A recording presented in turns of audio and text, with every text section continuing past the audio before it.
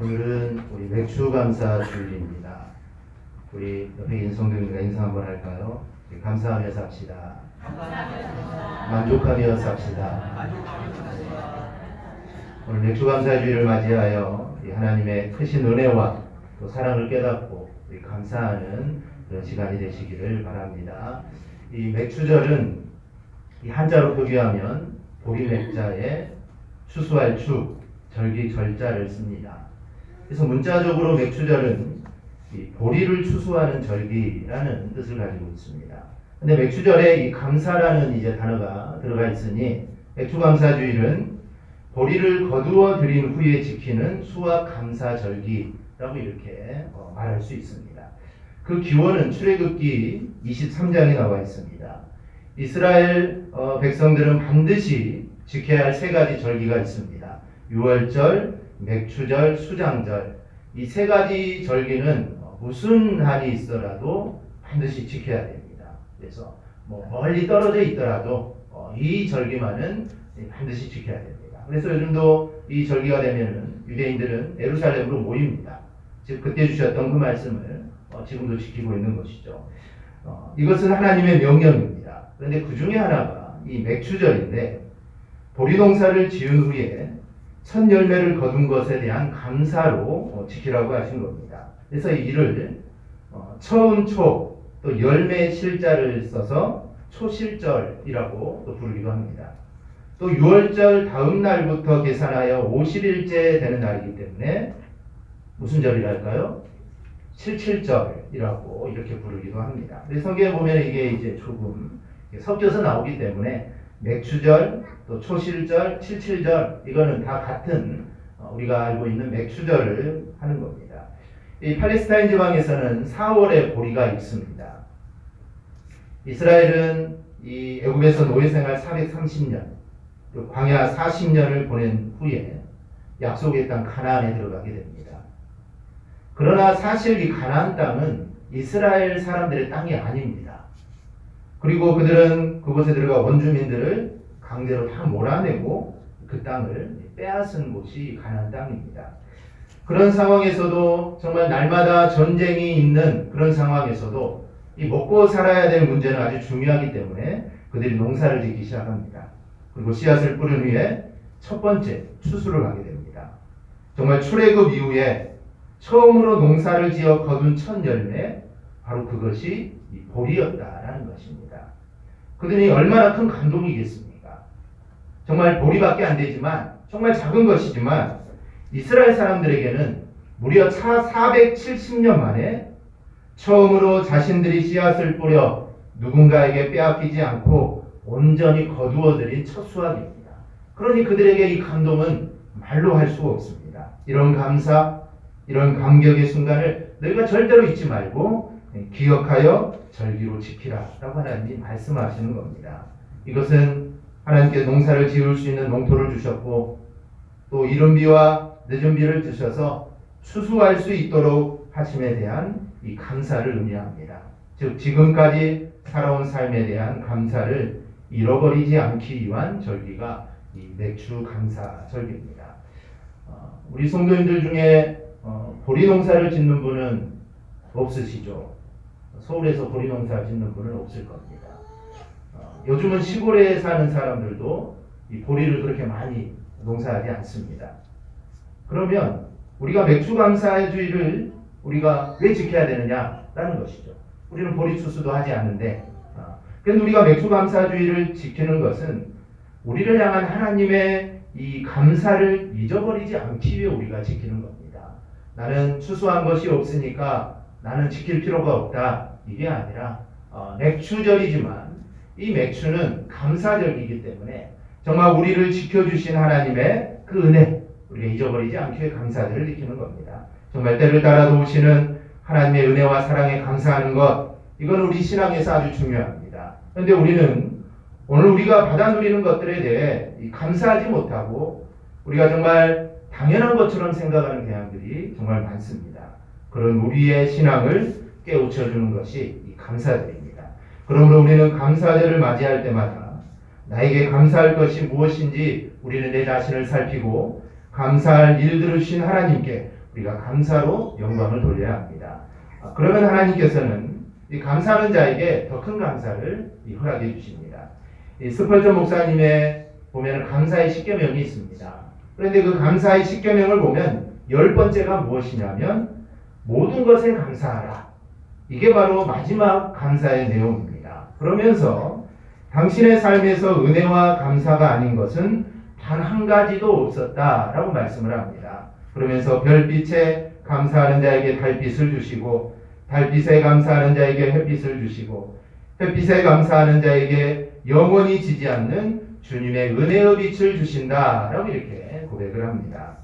이렇게 모든 것에 우리는 정말 감사하며 우리는 살아야 되지만 감사하지 못하고 살아가는 것이 바로 저와 여러분입니다. 오늘 맥주감사주의를 우리가 맞이하여 우리 모두에게 정말 우리 모든 것에 감사하는 그런 삶이 되기를 바랍니다. 우리 한번 따라할까요? 모든 것에 감사하자. 그리고 우리는 정말 모든 것에 우리는 감사해야 됩니다. 우리가 감사하면 떠오르는 분이 손양원 목사님입니다. 손양원 목사님은 1902년 경남 함안 독립운동가의 가문에서 태어났습니다. 이후에 1938년 평양 신학교를 마친 그해 손 목사님은 1200여 명의 한센병 환자가 머물던 여수 예양원에 전도사로 부임을 하게 됩니다. 그러다가 목사님 일제가 강요한 이 신사참배를 거부해 무기징역을 받아 감옥살이를 하다가 이제 해방 후에 예양원에 다시 복직을 하게 됩니다. 그러나 1948년 10월에 발생한 여수 사건 당시에 순천 사범학교 졸업을 앞둔 두 아들 동인과 동신을 공산주의자들에게 잃게 됩니다. 하지만 그는 아들을 죽인 무리 중에 한 명인 이 안재선이라는 사람을 사형 직전에 용서하고 이 양아들로 삼게 됩니다. 1948년 손양훈 목사님은 교회에서 기도하던 중에 두 아들이 죽었다는 이 비보를 듣게 됩니다. 너무나 충격적인 소식을 듣고 목사님은 그 자리에서 무릎을 꿇고 이렇게 기도를 드립니다. 하나님, 뜻이 있어서 제 아들 둘을 불러가신 것으로 믿고 감사합니다. 하나님, 내 아들을 죽인 사람 생명을 보존해 주십시오. 제가 전도하겠습니다. 그가 그대로 지옥에 가서는 안 됩니다. 하나님, 저에게 그를 사랑할 수 있는 마음을 주옵소서. 이 목사님은 자신의 두 아들을 죽인 청년을 용서하기로 결심을 합니다. 그리고 미군 사령관에게 사면 청원서를 제출합니다. 즉 원수를 사랑으로 감사하는 겁니다. 감사, 범사의 감사. 이것이 손양원 목사님의 평소의 생각입니다. 지금도 여수 예양원 이 목사님의 기념관 제2전시실 위쪽 벽에 보면은 감사, 범사의 감사라는 글이 아직도 적혀 있다고 합니다. 또 목사님의 두 아들이 죽임을 당한 직후 장례식에 바쳤던 감사 헌금 봉투도 있는데 봉투에는 이런 글귀가 유필로 적혀져 있습니다. 순교의 두 아들이나 주신 감사의 봉헌금 1금 1만원, 순교자의 부 손양원 근정. 이렇게 적혀져 있습니다. 또 목사님은 이런 감사를 드립니다. 이 기도는 두 아들의 장례식에서 목사님이 직접 낭독한 이 9가지의 이 감사의 제목입니다. 첫째, 나 같은 죄인의 혈통에서 순교의 자식을 나게 하니 감사합니다. 둘째, 많은 성도들 중에서 이런 보배를 나에게 주셨으니 감사합니다. 셋째, 삼남 삼녀 중에서 가장 귀중한 장남과 차남을 바치게 하였으니 감사합니다. 넷째, 한 아들의 순교도 귀하거늘 하물며 두 아들이 순교하였으니 감사합니다. 다섯째, 예수 믿고서 와석 종신에도 복이라 했는데 전도하다 총살 순교했으니 감사합니다. 여기서 와석 종신이라는 말은 사람이 제명대로 다 살고 편안히 자리에 누워서 주는 것을 말합니다. 이것도 복인데 두 아들이 총살에 순교했으니 더 감사하다라는 것이죠. 여섯째, 미국 가려고 준비하던 아들이 미국보다 더 좋은 천국에 갔으니 내 마음이 안심되어 감사합니다. 일곱째, 내 아들을 죽인 원수를 회개시켜 아들을 삼고자 하는 사랑의 마음을 주신 하나님께 감사합니다. 여덟째, 내 아들 순교의 열매로서 무수한 천국의 열매가 생길 것을 믿으면서 감사합니다. 아홉째, 역병 속에서도 하나님의 사랑을 깨닫게 하시고 이길 수 있는 믿음을 주신 하나님께 감사합니다. 아멘. 정말 아무도 예상하지 못했던 이 손양호 목사님의 이 답사로 그날 장례식장은 눈물바다가 되었다고 합니다. 목사님은 장렬 행렬 맨 앞에서 영광일세 영광일세 내가 누릴 영광일세라는 찬송을 불렀고 장례식 후에 감사 헌금 1만 원을 공헌했습니다. 당시 손양호 목사님이 받는 한 달 사례비가 80원이었습니다. 그럼 어떻게 그 많은 헌금을 드릴 수 있었을까요? 그 돈은 당시 친척과 지인들이 두 아들 미국 유학 자금에 쓰라고 보내준 돈이었다라고 합니다. 이런 감사 이야기를 하면 그건 특별한 사람이니까 그렇지 나 같은 사람이야 우리가 이렇게 생각할 수도 있습니다. 물론 그분은 특별합니다. 손양호 목사님은 특별하신 분이죠. 그러나 특별한 분이든 아니면 그렇지 않든 성경이 우리에게 말씀하는 것이 있습니다. 그것은 감사하라라는 것입니다. 즉 특별한 사람만 감사하라 아닙니다. 특별하지 않아도 평범해도 어려워도 너희는 감사하라라는 겁니다. 이 성경에는 감사하라는 이 명령이 한 100번 넘게 나옵니다. 이 말은 우리가 그만큼 감사하지 못하고 있다는 겁니다. 우리는 감사하기보다는 늘 우리가 하는 말은 원망하고 불평하고 불만입니다. 하나님은 이걸 다 아십니다. 그러기에 우리한테 너희는 정말 늘 감사하라 그리고 모든 일에 감사하라 라고 우리에게 말씀합니다. 근데 많은 사람들이 어떻게 모든 일에 감사하는 게 가능한가 이런 의문점을 가지고 있습니다. 여러분 집에 불이 났습니다. 여러분 감사할 수 있겠습니까? 내가 죽을 병에 걸렸습니다. 감사할 수 있을까요? 사랑하는 가족이 불의의 사고로 죽었습니다. 여러분 감사할 수 있을까요? 이런 큰 것 말고도 시험 봤는데 시험에 떨어졌습니다. 여러분 감사할 수 있을까요? 잠이 잘 안 옵니다. 잠을 자야 되는데 저녁에 잠이 잘 안 옵니다. 여러분 감사할 수 있을까요? 손가락 끝이 아픕니다. 여기 아픕니다. 이 끝부분. 여러분 감사할 수 있을까요? 생각해보면 쉽지 않습니다. 아니 불가능할 수도 있습니다. 불가능한 일들도 있습니다. 그런데도 하나님은 우리에게 그래도 감사하라 라고 우리에게 말씀을 하십니다. 오늘 본문을 보면 이 감사하며 살았던 한 사람이 나오는데요. 바로 다니엘입니다. 근데 우리가 다니엘의 삶을 보면 그렇게 감사할 일이 많아 보이지 않습니다. 다니엘 1장 1절을 보면 이렇게 시작합니다. 유다 왕 요야김이 다스린 지 3년이 되는 해 바벨론 왕 느부갓네살이 예루살렘에 이르러 성을 에워쌌더니 이때가 역사적으로 주전 606년입니다. 이때 바벨론 왕 느부갓네살은 예루살렘을 포위하고 공격하여서 성전의 모든 보물과 기구들과 그 다음에 유다 왕족과 귀족 중에 많은 소년들을 바벨론으로 끌고 갔습니다. 다니엘은 이때 포로가 되어 바벨론으로 끌려간 왕족이든지 아니면 귀족 중에 한 명입니다. 여러 자료를 보면 이들의 나이가 대략 14살 정도 될 때 바벨론의 포로로 끌려갑니다. 이 소년들을 데려다가 3년 동안 바벨론의 모든 문화와 문학 그리고 바벨론의 언어를 잘 가르친 후에 바벨론의 정부에서 일하게 하려고 합니다. 이들을 바벨론에 충성하는 사람들로 만들려고 한 것입니다. 이렇게 어린 시절을 보낸 다니엘은 이제 바벨론이 망하고 메데 왕이 된 다리오 왕이 발탁되어서 전국을 다스리는 총리 중에 수석 총리가 됩니다. 그러나 그때나 지금이나 마찬가지지만 이 상대방을 시기하여 무너뜨리려 하는 사람들이 있습니다. 그 사람들은 다니엘의 약점이 무엇일까? 다니엘의 약점을 찾았는데 그것은 하나님을 향해 기도하는 것이다 라는 것을 찾게 됩니다. 이건 약점이 아니죠. 하나님께 자기가 섬기는 신에게 기도하는 것 이거는 약점이 아닙니다. 그런데 다른 약점이 없으니 찾아보니 이거였다라는 것입니다. 그래서 왕에게 앞으로 30일 동안 왕회에는 그 누구에게도 기도하지 못하게 하자. 만약에 왕이 다른 신에게 기도하면 사자굴에 던지자라고 이렇게 말을 합니다. 그래서 왕이 들어보니 얼마나 좋습니까? 자기만을 높이자 하니 얼마나 좋습니까? 그러나 그 안에는 왕을 신과 같이 높이는 것이 아니라 다니엘을 잡아 음모를 꾸미려고 했던 겁니다. 그러나 이런 음모를 알 길 없었던 이 왕은 그 같은 내용을 선포합니다. 그래서 앞으로 이제 30일 동안 다리오 왕 외에 어느 신에게든지 기도하면 사자굴에 던져져서 사자밥이 되게 되었습니다. 그런데 이것은 그 어느 누구도 외회가 없습니다. 어느 누구도 외회가 없는 일입니다. 그러나 다니엘은 그런 사실을 알고도 집에 가서 기도를 합니다. 아니 자기 집에 돌아가서 윗방에 올라가서 예루살렘을 향한 창문을 열고 전에 하던 대로 하루 3번 무릎을 꿇고 기도하며 하나님께 감사를 합니다. 즉 다니엘의 기도는 그 누구도 막을 수가 없었습니다. 우리에게는 기도를 막는 것이 얼마나 많습니까? 내 기도를 막는 게 얼마나 많습니까?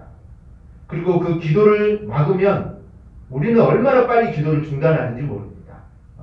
그런데 다니엘은 기도를 중단하지 않았습니다. 오히려 본문은 다니엘이 그 순간에도 감사했다라고 증거를 합니다. 어떻게 이럴 수 있을까요? 서두에 손영훈 목사님의 감사 기도를 소개해드렸는데 손영훈 목사님이나 다니엘은 어떻게 그렇게 할 수가 있었을까요?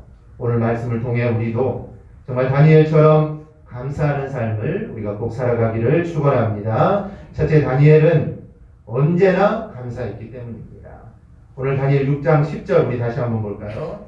우리 다시 한번 크게 봉독합니다. 다니엘이 이 조서의 왕의 도장이 찍힌 것을 알고도 자기 집에 돌아가서는 윗방에 올라가 예루살렘으로 향한 창문을 열고 전에 하던 대로 하루 3번 무릎을 꿇고 기도하며 그의 하나님께 감사하였더라. 아멘. 지금은 기도할 수 없는 때입니다. 아니 지금은 기도해서는 안 될 때입니다. 그러니 감사할 수도 없을 때입니다. 그러나 다니엘은 전에 하던 대로 감사했습니다. 그러니 다니엘은 언제나 감사했던 사람이 다니엘입니다. 늘 감사하는 사람은 감사가 쉽게 나옵니다. 늘 감사하는 사람은 감사가 쉽게 나오지만 평상시 감사하지 않던 사람은 이 감사가 쉽게 나오지 않습니다. 그러나 다니엘은 늘 감사하는 사람이었습니다. 하지만 어떻게 늘 감사하냐? 나는 감사할 일이 없다라고 말하는 사람들이 있습니다. 맞는 말입니다. 어떻게 늘 감사하며 살 수 있겠습니까? 어떻게 늘 감사하겠습니까? 조건을 따지면 감사할 수 없습니다. 내가 지금 아픈데 어떻게 감사하겠습니까? 내가 지금 힘든데 어떻게 감사할 수 있겠습니까? 조건이 붙으면 절대로 감사할 수 없습니다. 그런데 그 조건이 어떤 것입니까? 바로 내가 생각한 조건입니다. 그리고 내 마음에 맞는 조건입니다. 그러니 내 생각과 내 마음에 맞지 않으면 우리는 절대로 감사할 수 없습니다. 그런데 늘 감사하는 사람은 나를 생각하지 않습니다. 즉 늘 감사한 사람은 나를 생각하는 것이 아니라 하나님을 먼저 생각합니다. 그리고 하나님이 나에게 베풀어 주신 그 은혜를 먼저 생각합니다. 그러면 늘 감사할 수 있습니다. 로마서 8장 30절을 보면 또 미리 정하신 그들을 또한 부르신 그들을 또한 의롭다 하시고 의롭다 하신 그들을 또한 영화롭게 하셨느니라 라고 말씀합니다. 즉 하나님이 나를 죄에서 구원하여 주시기로 나를 정하시고 부르셔서 의롭게 하시고 영화롭게 하셨다는 겁니다. 그리고 32절을 보니 자기 아들을 아끼지 아니하시고 우리 모든 사람을 위하여 내주시니가 어찌 그 아들과 함께 모든 것을 우리에게 주시지 아니하겠느냐라고 이렇게 말씀합니다. 즉 하나님은 나를 위해 독생자도 아까워하시지 않았습니다. 그러니 하나님이 그 무엇을 아까워하겠습니까? 하나님 우리에게 정말 모든 것을 주시기 원합니다. 그리고 주시되 가장 좋은 것으로 주시기를 원합니다. 우리 사랑하는 성도 여러분, 내가 오늘 하루 살아가는 날은 의미 없는 날이 없습니다. 어떤 사람이 말한 대로 어제 죽은 사람이 그렇게 살아보기를 원하던 값진 날이 바로 오늘입니다. 바로 그 날을 저와 여러분은 지금 살아가고 있습니다. 즉 하나님이 나를 구원하셔서 하나님의 모든 것을 주어 하나님의 형상을 본받게 하려고 이 한날을 우리에게 주셨습니다. 그러니 이 날은 정말 이 감사할 날입니다. 요즘 얼마나 덥습니까? 어제 정말 더웠죠. 어제 36.1도. 정말 관측일에 이렇게 여름 지금 초인데 이렇게 높은 적이 없었다라고 말을 합니다. 얼마나 어제 더웠습니까? 그래도 감사할 날입니다. 뉴스를 들어보니 지금 파리는 45도, 아직 한여름도 아닌데 벌써 45도까지 올라갔다라고 이렇게 말을 합니다. 그러니 얼마나 감사합니까? 그래서 우리의 하루하루의 날들, 정말 그날이 오늘이 힘들고 괴롭고 어렵지만 그래도 그날은 정말 이 감사할 날입니다. 근데 다니엘은 이것을 알았던 사람입니다. 이스라엘에서 이곳 바벨론으로 끌려와 수많은 죽을 고비를 다니엘은 넘겼습니다. 그래서 모든 날들을 감사로 살아가야 한다는 이 사실을 다니엘은 알고 있었습니다. 그래서 다니엘은 왕 외에 즉 누구에게라도 기도하면 죽인다는 그 명령을 듣고도 그래도 다니엘은 감사하며 하나님께 기도한 것입니다. 저는 우리의 믿음도 정말 이와 같았으면 정말 좋겠습니다. 정말 환경이나 조건에 따라 변하는 감사가 아니라 환경이나 조건에 따라 변하는 감사는 이건 정말 진짜 감사가 아닙니다. 그래서 우리는 먼저 하나님을 생각하고 또 하나님이 나에게 베풀어 주신 그 은혜를 우리는 생각하며 늘 우리가 감사하면 정말 좋겠습니다. 오늘 감사주의를 맞이하여 우리 모두 정말 언제나 감사하는 우리 모두가 되기를 주님의 이름으로 축원합니다. 둘째로 다니엘은 모든 일에 감사하는 사람입니다. 다니엘서 1장을 보면 다니엘이 왕이 주는 좋은 음식을 나는 먹지 않겠다 라고 이렇게 말을 합니다. 그리고 2장을 보면 다니엘을 비롯한 모든 사람들이 죽을 위기가 닥칩니다. 즉 왕이 꿈을 꾸고 이 꿈이 무슨 내용인지 알아맞추라고 합니다. 못 맞추면 다 죽이겠다. 이렇게 말을 하죠. 꿈이라도 좀 말해주고 맞히라면 좋은데 꿈도 말도 안 해주고 무슨 꿈을 꾸었는가도 맞추고 꿈이 무슨 뜻인가도 맞추라고 하니 어느 누구가 맞힐 수 있겠습니까? 이제 죽을 수밖에 없습니다. 그런데도 다니엘은 원망하지 않습니다. 그리고 다니엘이 한 건 기도입니다. 그래서 꿈의 내용이 무엇인지 하나님으로부터 응답을 받고 하나님을 찬양하게 됩니다. 다니엘서를 보면 다니엘은 정말 수많은 위기의 순간을 맞습니다. 그런데도 다니엘은 절대로 원망하지 않습니다. 즉 조건을 보면 원망할 일이 얼마나 많습니까? 포로로 잡혀왔습니다. 꿈으로 인해 이제 죽을 위기를 맞이합니다. 더구나 지금은 기도의 문제로 인해 위기에 처하게 됩니다. 기도하면 하나님이 응답하신다고 하였는데 이제 기도하면 하나님이 응답해 주시는 것이 아니라 기도하면 이제 죽게 생겼습니다. 이 말이 안 됩니다. 그럼에도 다니엘은 기도합니다. 그리고 하나님께 감사합니다.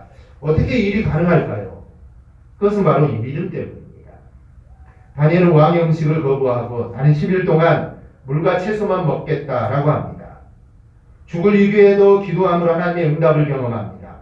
또 자신이 겪은 일은 아니지만 자신의 세 친구들이 왕이 세운 신상 앞에 절하지 않아 이 풀무불 속에 들어갔다가 기적으로 살아나온 이야기를 들었을 겁니다. 그리고 더 많은 신앙의 간증들이 다니엘에게는 있습니다. 그런데 이 모든 일의 출발이 이 하나님을 믿는 이 믿음에서 시작이 됩니다. 이 믿음으로 왕의 음식을 거부한 겁니다. 왕이 주는 음식을 거부하는 것은 이거는 죽을 일입니다. 죽는 일입니다. 왕의 하사했는데 그걸 나는 안 하겠다. 이건 죽는 일입니다. 그런데 믿음이 있었기 때문에 그걸 거부합니다. 또 이 믿음으로 죽을 위기에서도 다니엘은 기도를 합니다. 즉 하나님을 붙잡는 믿음에서 하나님만 붙잡으면 된다는 믿음에서 이 모든 일들은 시작이 되는 것입니다. 즉 어떤 일이든 어떤 경우든 하나님을 내가 믿는다는 즉 믿으면 된다는 확신이 있으면 그 다음에 나오는 게 뭘까요? 바로 그것은 감사합니다. 내가 정말 온전히 하나님을 신뢰하면 정말 하나님이 나를 도와주시고 나의 문제를 해결해 주실 것을 내가 정말 확실하고 믿는다면 그 뒤에 나오는 것은 당연히 감사합니다. 그런데 문제가 하나 있습니다. 하나님을 믿는데도 하나님 문제를 이 어려움을 해결해 주시지 않으면 우리 어떻게 합니까? 그런데 그것도 역시 해결책은 이 감사에 있습니다. 그러므로 우리는 정말 모든 일에 감사하는 우리 성도가 되어야 될 줄 믿습니다. 모든 일에 감사하기 위해서는 우리가 하나님을 전적으로 믿어야 됩니다.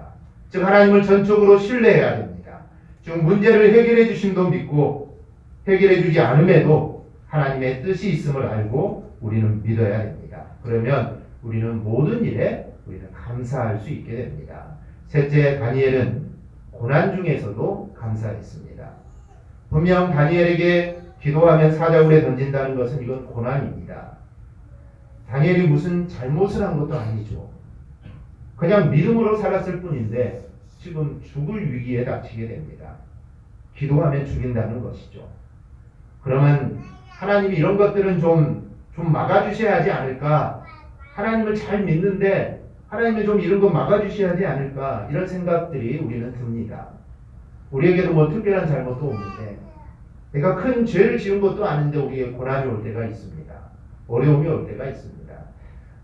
처녀 총각 때부터 교회를 떠나지 않고 그렇다고 열정적으로 믿음 생활을 한 것은 아니지만 신앙생활을 꾸준히 하던 형제와 자매가 결혼을 했습니다.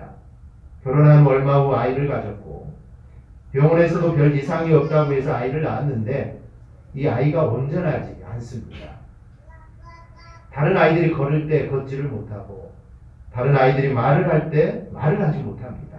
그래서 4살 때 뇌성마비 판정을 받게 됩니다.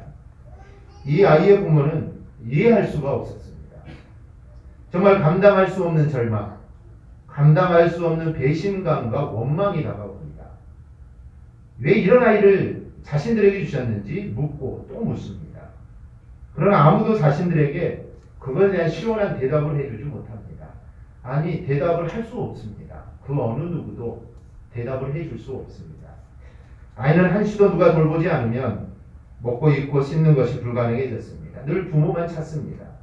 그런 아이를 바라볼 때마다 여러 감정이 교차하며 눈시울이 붉어집니다. 그러던 어느 날이었습니다. 아이가 비틀비틀거리지만 조금씩 걷기 시작합니다. 분명하지 않는 발음이지만 조금씩 말을 하기 시작합니다. 그 아이가 주로 부르는 것은 엄마, 아빠, 이 두 단어입니다. 그러던 어느 날 그 아이가 엄마를 부르는 모습을 보다가 내가 일평생 주님을 섬겼다고 했지만 과연 내가 저 아이가 나를 찾는 것처럼 내가 하나님을 저렇게 찾는 사람이었나? 어쩌면 신앙을 가르쳐 주려고 또 믿음을 가르쳐 주기 위해 우리 부부에게 저 아이를 주신 것이 아닐까 하는 생각이 들더랍니다. 그때부터 이 부부는 그냥 입으로 구하던 하나님을 전심으로 구하는 신앙으로 바뀌었다고 합니다. 그 부부는 말합니다. 아직도 아이는 그대로입니다. 그러나 하나님이 건강한 아이를 또 주셔서 감사합니다. 이제는 이 아이를 주신 하나님의 마음을 알아 감사하며 살기로 했습니다. 우리가 살아가면서 감사가 전혀 나오지 않을 때가 있습니다. 감사가 아니라 원망할 일을 만날 때가 있습니다. 원망하고 막 미움이 폭발할 때가 있습니다. 그래서 감사하라 라고 말을 하면 이 마음은 사치와 같다라고 생각을 하고 가증스러운 입에 발린 소리 같은 느낌이 들 때가 있습니다. 그러나 그때도 하나님은 나와 함께 하심을 우리가 믿으시기를 바랍니다. 그때도 하나님은 나에게 힘을 주시고 나와 함께 하십니다. 하나님은 그 아들을 보내서 십자가에 죽게 하셨습니다. 그런데 그 아들이 나는 십자가에 못 죽어 라고 말을 한다면 십자가에 죽지 않는 겁니다. 그런데 그 아들은 십자가에서 우리의 모든 죄를 위해 죽어서 우리의 죄를 사하시고 우리를 천국 백성 삼아 주셨습니다. 그런 고통 속에서도 십자가에 달려서 피를 흘리고 물을 흘리며 그 고통 속에서도 주님은 자신들을 그렇게 만든 사람들을 절대로 원망하지 않았습니다. 오히려 주님은 그들을 사랑한다라고 말씀을 하십니다. 다니엘은 기도하지 말라고 하고 기도하면 죽인다고 하는데 기도합니다. 감사합니다. 이 상황에서 어떻게 감사가 나올 수 있습니까? 다니엘은 하나님만 생각이 있기 때문에 또 믿음만 생각이 있기 때문에 이 감사가 가능한 겁니다. 즉 여태까지 지켜주셨고 여태까지 살게 하셨으니 이것만으로도 감사합니다. 내 남은 날이 있어도 하나님은 또 내 앞날도 인도하실 것이니 감사합니다. 아마 다니엘은 이런 마음으로 기도하고 감사했을 겁니다. 즉 조금 어려워도 조금 못 살아도 조금 힘들어도 나를 구원하셔서 천국 백성 삼아 주셨으니 나는 감사하겠습니다. 저는 이것이 우리의 감사가 되었으면 정말 좋겠습니다.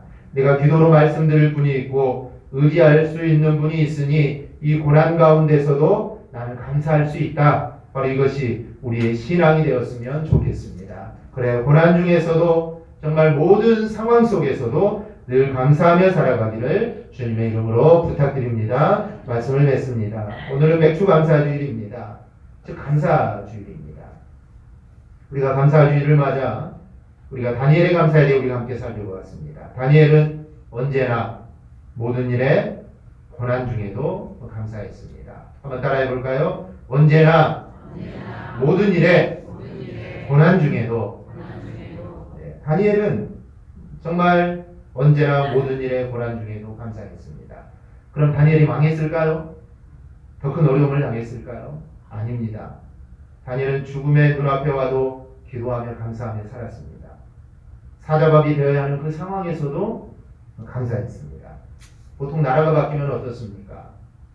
고려가 망하고 조선이 설립될 때 고려의 충신들은 다 죽었습니다. 잘못했든 잘못하지 않았든 그냥 죽는 겁니다. 새로운 나라가 들어서는 다 죽습니다. 그런데 다니엘은 어땠습니까? 나라가 바뀌고 나라가 또 바뀌어도 그래도 계속 총리로 살아갑니다. 하나님은 늘 감사한 자를 절대 그냥 내버려 두지 않습니다. 오늘 말씀을 듣는 우리 성도님들에게도 정말 말로 할 수 없는 고난들이 있을 겁니다. 정말 말할 수 없는, 정말 나만 가지고 있는 고난들이 있을 겁니다. 그런데 우리가 기억해야 될 것, 오늘 다니엘을 보며 우리가 잊지 말아야 될 것은 언제나 모든 일에 고난 중에도 우리는 감사해야 한다는 겁니다. 그럼 반드시 하나님의 나를 기억하시고 나에게 은혜를 내려주실 줄 믿습니다. 우리가 다니엘처럼 정말 다니엘같이 언제나 모든 일에 정말 고난 중에도 늘 감사하며 살아가는 저와 여러분이 꼭 되기를 주님의 이름으로 축원합니다. 아멘. 기도하겠습니다.